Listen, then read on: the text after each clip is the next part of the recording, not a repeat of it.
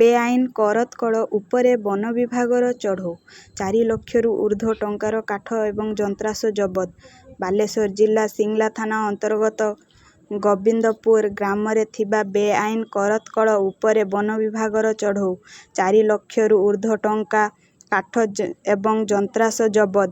ସୂଚନା ଅନୁଯାୟୀ ଗୋବିନ୍ଦପୁର ଗ୍ରାମରେ ଦୀର୍ଘ ଦିନ ଧରି ବେଆଇନ କରତକଳ ଚାଲୁଥିବା ବେଳେ କରତକଳକୁ ବନ୍ଦ କରିବା ପାଇଁ ସ୍ଥାନୀୟ ଲୋକେ ବାରମ୍ବାର ଦାବି କରି ଆସୁଥିଲେ।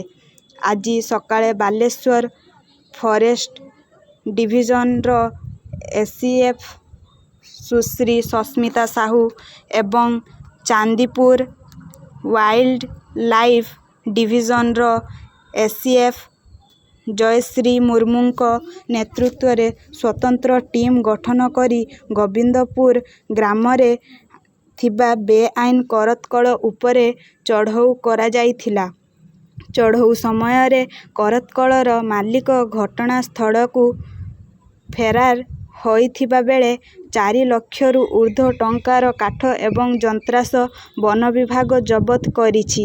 ଏହି ଚଢ଼ଉରେ ଲଙ୍ଗଳେଶ୍ୱର ଫରେଷ୍ଟ ବିଟ୍ର ଫରେଷ୍ଟର ହୃଷିକେଶ ପ୍ରଧାନଙ୍କ ସମେତ ଜଳେଶ୍ୱର ଫରେଷ୍ଟ ରେଞ୍ଜର ସମସ୍ତ ଅଧିକାରୀ, ମାଜିଷ୍ଟ୍ରେଟ ହିସାବରେ ବସ୍ତା, ଅତିରିକ୍ତ ତହସିଲଦାର ଏବଂ ସିଂଲା ଥାନା ପୋଲିସ ଟିମ୍ ସାମିଲ ହୋଇଥିଲେ।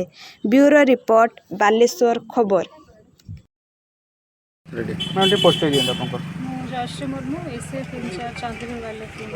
आज जो गोविंदपुर जो बेआईन करतकल चढ़ होता केतटा टीम होती कौ कौ विभाग से सामिल होती? डिविजन ऑफिस टीम आसते आमर एग्जीक्यूटिव मैजिस्ट्रेट आसते सहित Singla Singla police station staff आसते एपीआर टीम आसते जलेश्वर रेंज स्टाफ और चांदीपुर रेंज स्टाफ जॉइंटली आम रेड कर कौन कौन जब सब जितक समिल एक्सेसरीज जहाँ सब करते ट्रली बेंस जहाँ सब थे से जबत हो मशीन सब हो किसी काठ भी आम सीज कर मालिक कौन गिरफ्त होती? मालिक प्रेजेंट ना।